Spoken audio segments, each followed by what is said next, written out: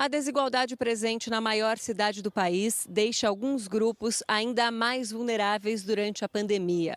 Moradores de bairros com pior condição social têm até 10 vezes mais risco de morrer por causa do coronavírus. A pandemia chegou ao Brasil através de um homem branco, morador de um bairro nobre da cidade de São Paulo, que voltava de uma viagem da Itália.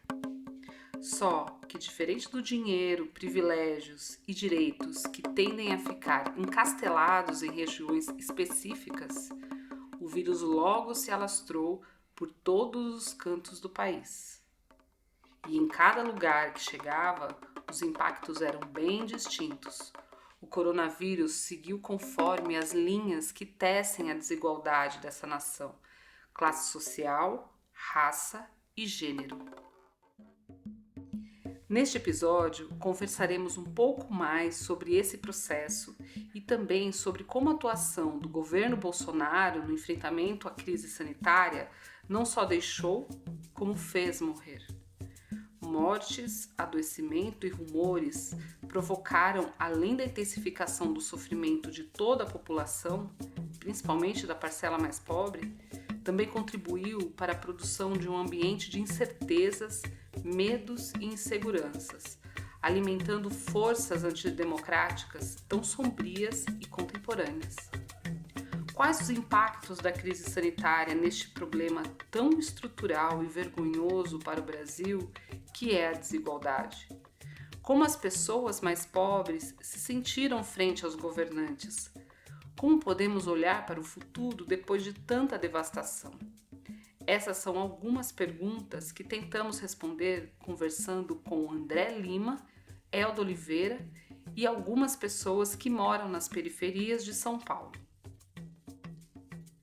Eu sou Milena Matheus Carmo e este é o podcast Ecos Pandêmicos, que faz parte do projeto de extensão universitária A Pandemia do Covid-19 sobre perspectiva interseccional em territórios periféricos, diálogos entre Brasil e África do Sul, coordenado por Laura Moutinho, professora do Programa de Antropologia Social da Faculdade de Filosofia, Letras e Ciências Humanas da USP, e vice-coordenado por Márcia Tereza Couto, professora do Departamento de Medicina Preventiva da Faculdade de Medicina também da USP.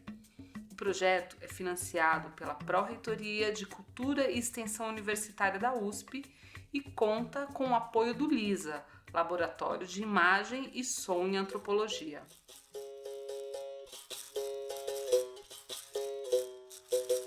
Pobre quando viaja traz queijo, rapadura, cachaça e uma lembrancinha. Rico traz variantes da Covid. Confinamento para rico é férias, para pobre é fome.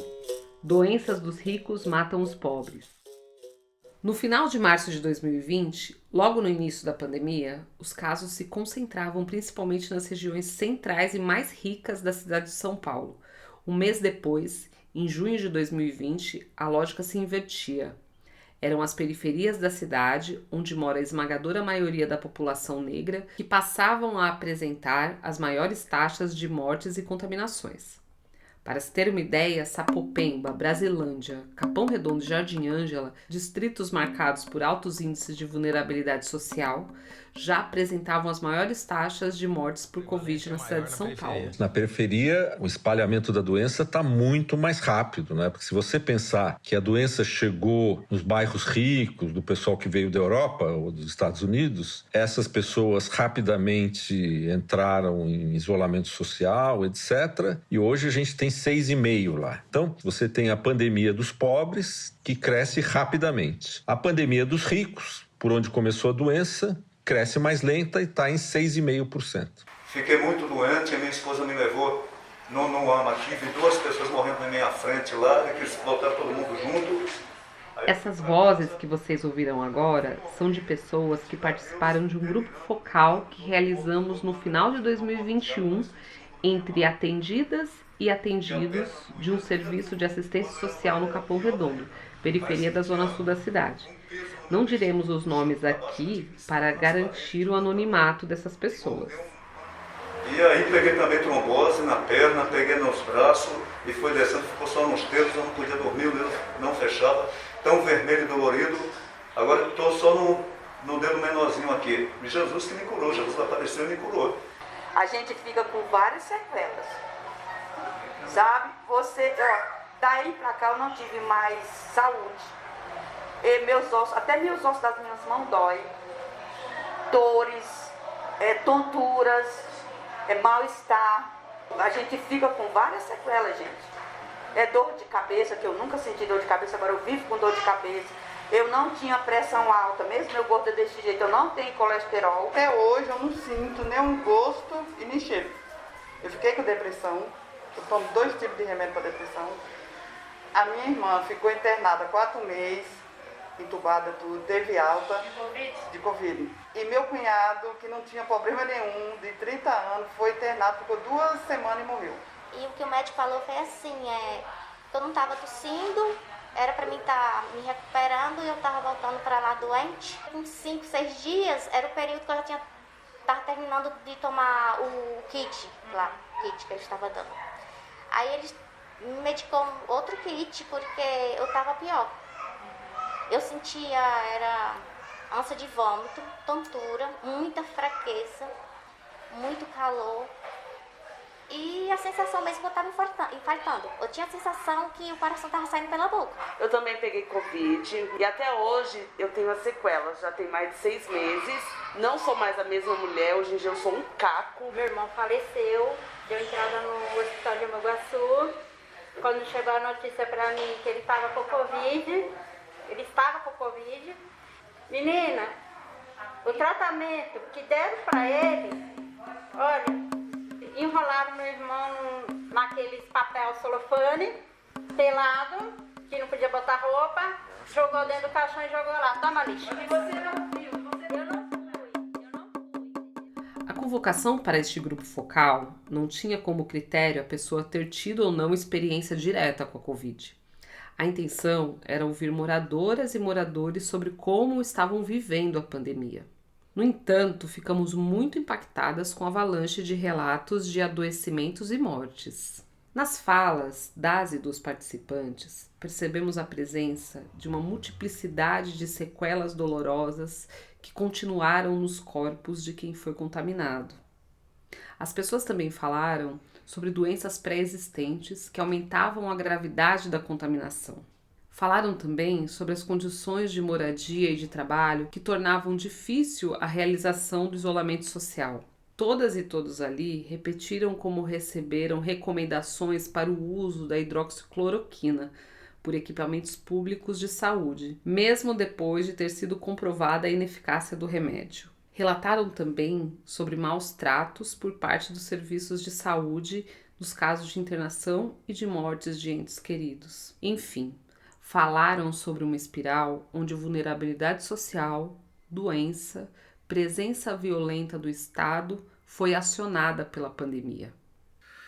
O que a gente percebe é que no contexto, pelo menos, das favelas e periferias aqui do Rio de Janeiro, na qual eu pude acompanhar de alguma forma... Este é o André Lima. Ele é doutor em História das Ciências e da Saúde e pesquisador da Fiocruz. Como ele mesmo se apresenta, é pesquisador militante, pois participa de conselhos de saúde na Baixada Fluminense. Alguns elementos são estruturantes, né? São estruturais, por assim dizer, né? Então, assim, não é uma questão específica da Covid, né? A questão, por exemplo, da habitação saudável, né? De uma habitação minimamente adequada para trazer o conforto e a proteção do tempo, que é um direito humano básico, essencial, ele não é respeitado, né? E aí, de novo, a história do direito, né? No Rio de Janeiro, na Constituição da nossa cidade, na história de sua formação, apesar da necessidade, da relevância e da importância dos trabalhadores residentes nas favelas e periferias para a construção, manutenção e operação desta grande metrópole, o que a gente percebe é que nunca foi instituída, nunca foi concebida uma política de habitação para esse contingente populacional, né? Vamos falar do saneamento básico, eu acho que isso é outra questão também muito relevante, né, na produção de saúde e doenças nos territórios de favela, né?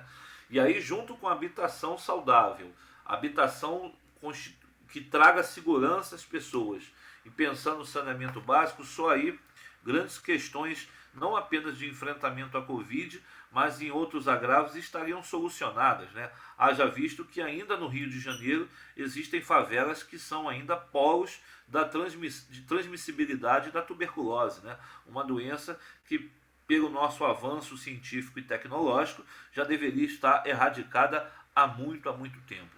Mas, por fim, eu queria colocar um terceiro elemento, né? Eu falei do saneamento básico, da habitação saudável, é a negligência dos nossos governantes, especialmente não apenas dos chefes de executivo, mas também no legislativo, quanto à importância e à relevância da atenção primária, que de certa forma organizaria as redes de atenção à saúde, né?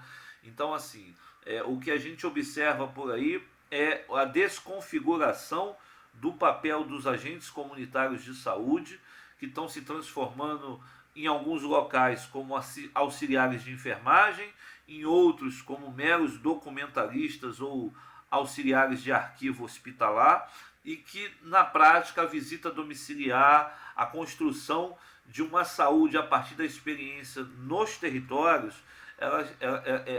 essa linha de atuação está sendo comprometida e deixada de lado, né? Há também um constante esvaziamento, né, financeiro da política de atenção básica, da política de atenção primária, né, e que que a coloca como insuficiente, mas na verdade não porque ela se constitua ineficiente, mas porque é subfinanciada. Pegando um pouco do que o André trouxe, né, eu acho que ele trouxe várias situações a respeito de estar morando nesses espaços. Eu ainda trago um pouco mais, né? Porque a Elda é doutora em enfermagem e integrante desse projeto de extensão. Tudo isso gera um desgaste na pessoa, né? Traz doença, tanto física como psíquica. E nesses espaços periféricos a gente vê que não tem também os espaços de lazer, que é super importante para a saúde da pessoa, e a presença do Estado nesses espaços se dá muito pela presença do policial, que é de repressão.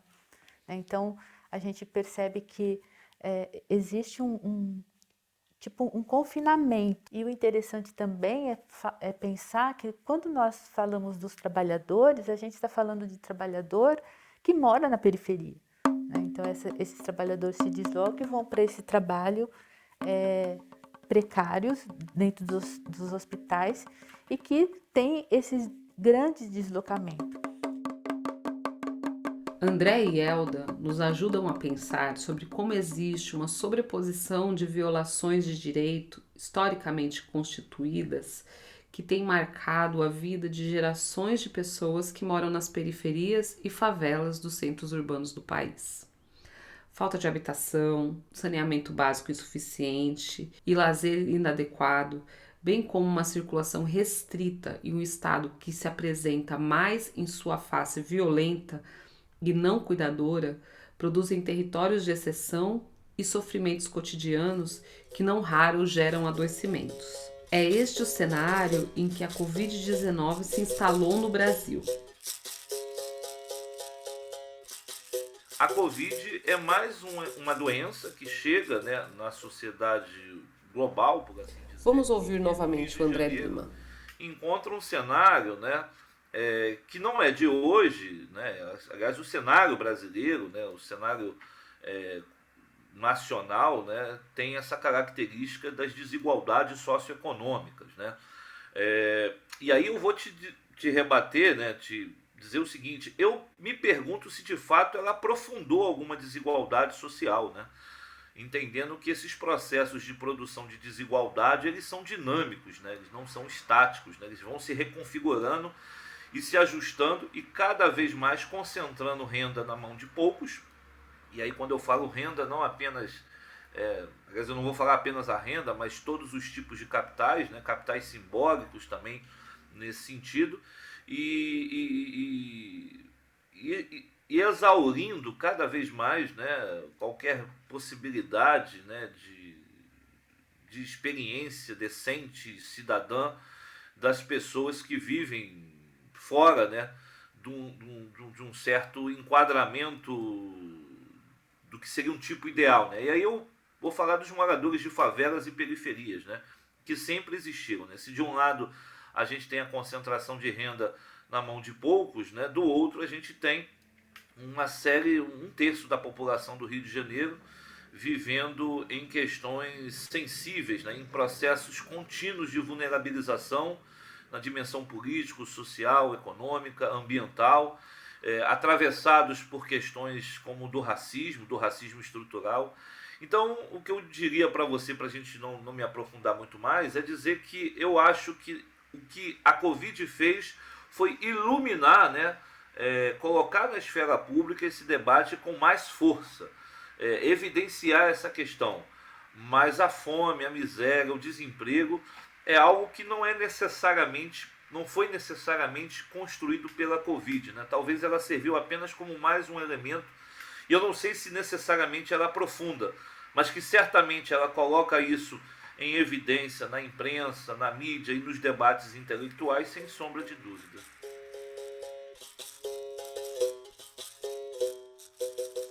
Pobreza, violência estatal, sofrimento social e doenças estão muito mais conectadas do que talvez imaginássemos. A pandemia contribuiu para escancarar essas correlações. É necessário que a gente dê atenção para isso, que as políticas públicas, bem como as reivindicações de movimentos sociais, estejam atentas para como desigualdade e doença estão relacionadas, principalmente neste momento em que o país encontra-se em um ambiente de reconstrução de sua democracia. Outra questão que apareceu no Grupo Focal e que está profundamente conectada ao momento político que vivemos foram os rumores. Antes da minha sobrinha falecer, nós estávamos ouvindo só boatos que os médicos estavam matando, porque foi muita morte, assim, uma em cima da outra, foi muita. Então, se você for parar para pensar, não tem lógica o que aconteceu. E aí nós descobrimos que eles estavam matando as pessoas, porque ganhavam por cada pessoa que eles dessem um laudo de Covid, R$10 mil por cada pessoa. E a mãe dela está trabalhando, primeiro foi para o Boimirim, não, para o Campo Limpo, viu que lá estava um açougue mesmo, um matadouro, aí mandaram para lá que foi aberta uma ala lá só de Covid.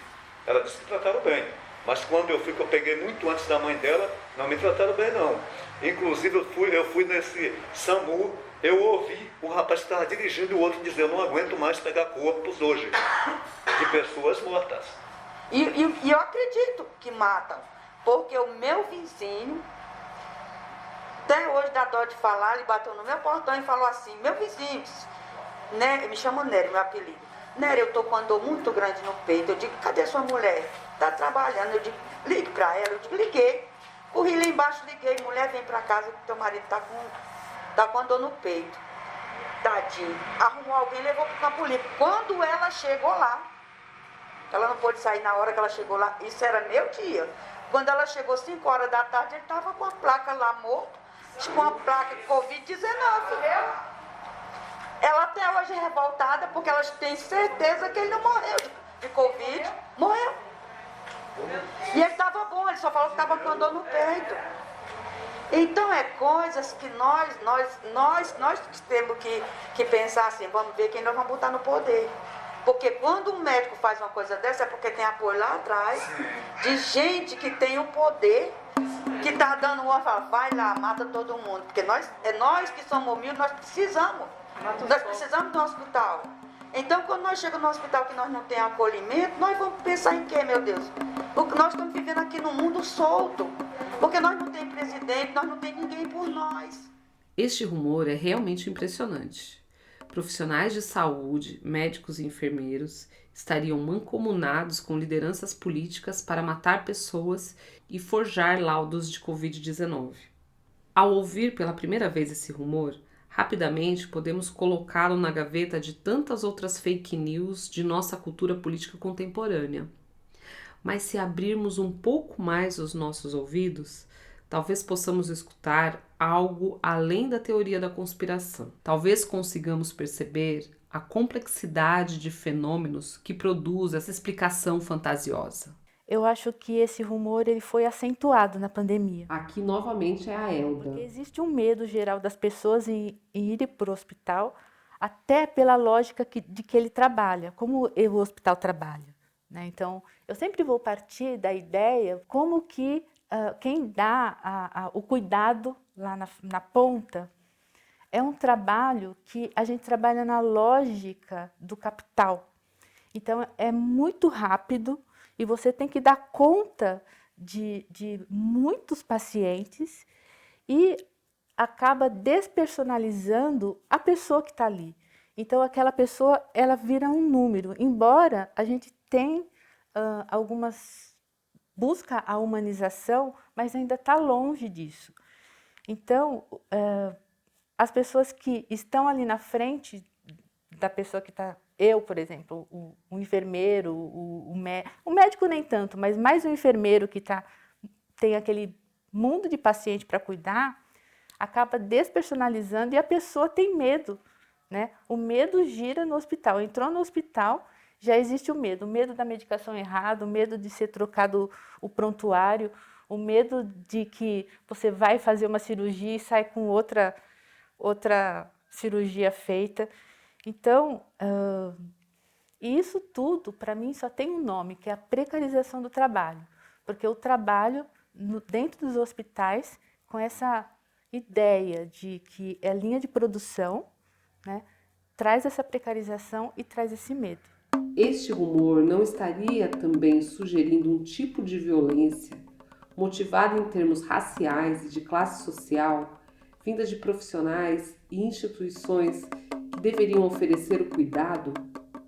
Vamos ouvir novamente o André Lima. É que existe uma realidade histórica recente, né, que produz a desconfiança da população em relação a tudo que vem do Estado, né? Então, ao mesmo tempo que a gente tem a produção de subjetividades a partir de uma série de enunciados e discursos produzidos sobre o público é ruim e o privado é bom, e aí acompanhado de um processo histórico em que o SUS, apesar de toda a sua potência, né, ele nunca foi devidamente financiado, ele nunca foi devidamente implementado no contexto brasileiro. Isso tudo vai construindo, né, um cenário em que as pessoas ficam muito desconfiadas, né?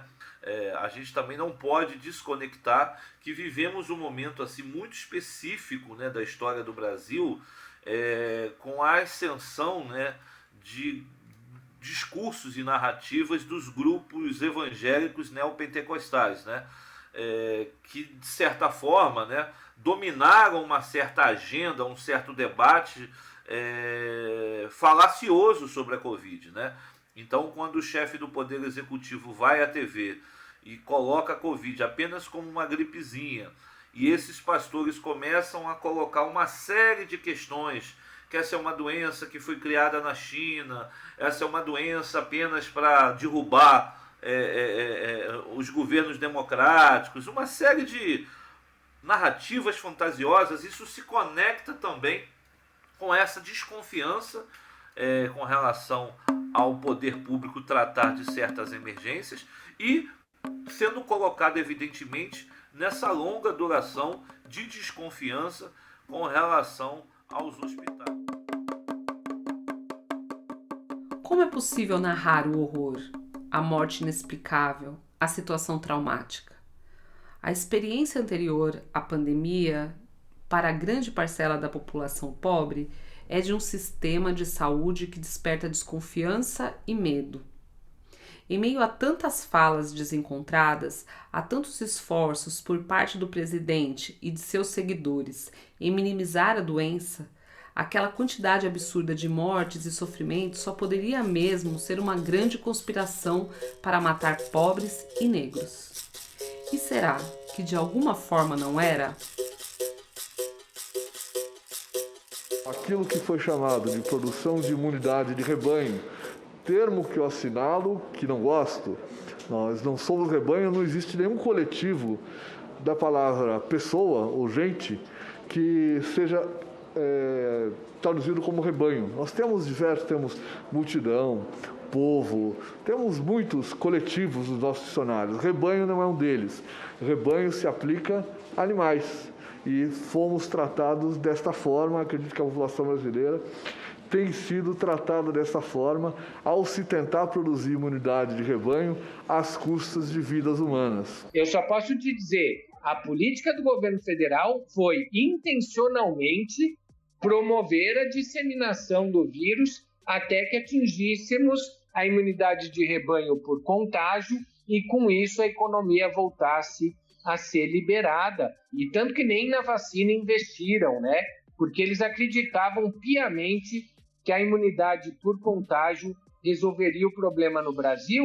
E o erro de cálculo ali, né? Pelo menos para quem tem um mínimo de compaixão, é que essa ideia ela embute um número de mortos muito grande, como nós estamos vendo no Brasil. O que é imunidade de rebanho? É muito interessante. Imunidade de rebanho é o seguinte, quando você tem uma maioria imunizada, sei lá, 60%, 70%, 80%, ninguém sabe direito, imunizada, os outros não precisam tomar vacina ou ficar imunes, porque eles são protegidos por essa maioria que já está imunizada. O vírus não consegue se espalhar. Então imagina a situação em São Paulo, onde você tem uma periferia pobre, que daqui a um tempo vai estar toda imunizada. Ou morta. E uma parte morta. E um centro rico, que vai começar a sair de casa, vai voltar para São Paulo. Ou seja, os mortos da periferia vão garantir a segurança sanitária dos ricos do centro. De maneira simplificada é isso. Na verdade, na imunidade de rebanho, a maioria imunizada protege uma minoria não imunizada, né? Nesse caso, uma maioria pobre imunizada vai proteger uma minoria rica não imunizada. A primeira voz é a do médico sanitarista Cláudio Maerovitch, falando na CPI da Covid. A segunda é de Fernando Ay, diretor do Centro de Estudos e Pesquisa de Direito Sanitário da Faculdade de Saúde Pública da USP, falando no podcast Ao Ponto. A terceira é de Fernando Reinar, biólogo, no podcast Luz no Fim da Quarentena.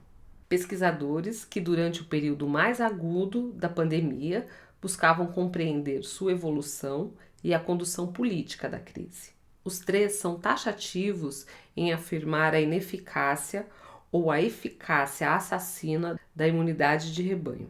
E como essa foi a política adotada pelo governo Bolsonaro ao se opor ao isolamento social, ao procrastinar na compra de vacinas, ao questionar o uso de máscaras e ao apostar no tratamento precoce. Os efeitos dessa política ressoam nas falas dos participantes do grupo focal. Realmente, essa política iria matar, como matou as e os mais vulneráveis.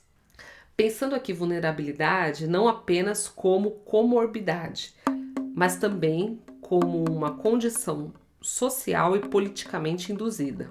Os pobres e negros morreriam e morreram para proteger os ricos. Galera da saúde pública, das ciências sociais, da própria história, né, que vê no atual, né, na representação do atual chefe do Poder Executivo, um projeto nazifascista revisitado para o século XXI. Aqui, André fala do governo Bolsonaro.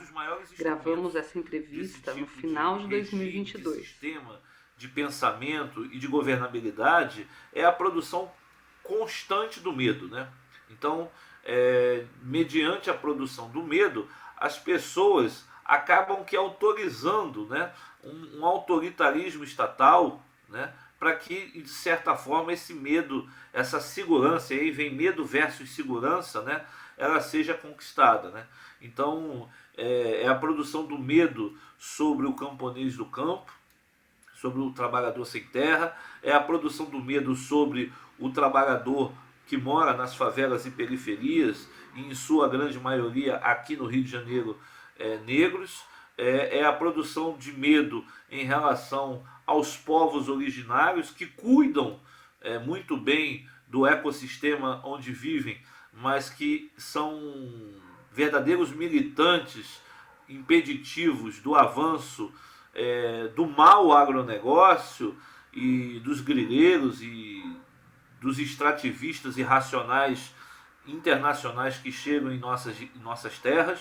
Então, assim, eu acho que esse é um sentido também que não pode ser desconectado de tudo isso que a gente está falando aqui, entendendo que existem estudos no campo da comunicação e da informação que, inclusive, poderia nos subsidiar para corroborar o resultado da CPI da Covid, de que nosso chefe do Poder Executivo tinha um projeto genocida de um certo grupo populacional da sociedade brasileira quando organiza o enfrentamento à Covid. Eu acho que isso, de alguma forma, também permeia as relações micro dentro da casa das pessoas e dos limites e possibilidades desse enfrentamento no privado. Muitas contas ainda devem ser prestadas. Temos muito a entender sobre as atrocidades deste governo durante a pandemia. Por enquanto, estamos lambendo nossas feridas, vivendo nossos lutos em nossas famílias e comunidades, cuidando dos doentes e buscando imaginar e recriar nossos futuros individuais e coletivos. Contudo, é importante que não demore para que este passado recente seja revisto. Não podemos, e também nem é possível, esquecer. A pandemia está nos nossos corpos, em nossas lembranças traumáticas e no desmonte dos poucos avanços políticos tão duramente conquistados. Não devemos, como tanto nos acostumamos ao longo de nossa história, colocar novamente um pano sobre as violências cometidas por poderosos neste país. Esse episódio utilizou áudios de Jornal da Cultura, podcast Luz no Fim da Quarentena, podcast Ao Ponto, Rede TVT. O roteiro foi escrito por Milena Matheus e Carmo e Eldo Oliveira. Entrevista e captação de som, Alessandra Tavares, Laura Moutinho, Leonardo Rovina Fuser e Luana Luz. Direção, Milena Matheus e Carmo. Edição e desenho de som, Anderson Souza.